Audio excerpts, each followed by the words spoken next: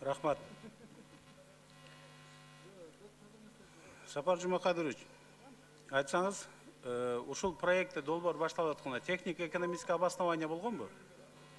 Мен бул суроого жооп бере албайм, себеби менин компетенцияма бул кирчи эмес. Анда Жантөре Жолдошевич.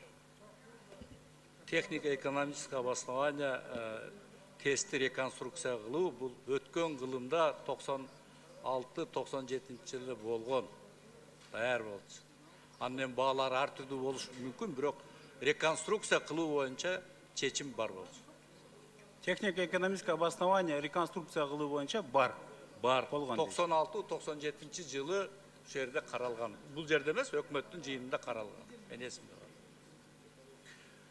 Укук органдарына аталган тесттин иши боюнча кайсы берене менен кылмыш иш козголду?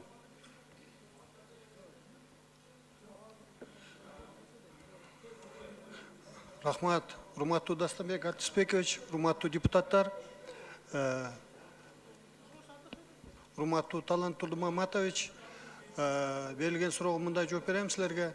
Өзүңөр билесиңер, 2003 жылдын 31 январында ушул Бишкек шаарындагы жылуулук электр борборундагы авария боюнча иш козголгон, андан кийин иштер келип атып дагы 3 иш козголду. Баш аягы 4 кылмыш иши козголду.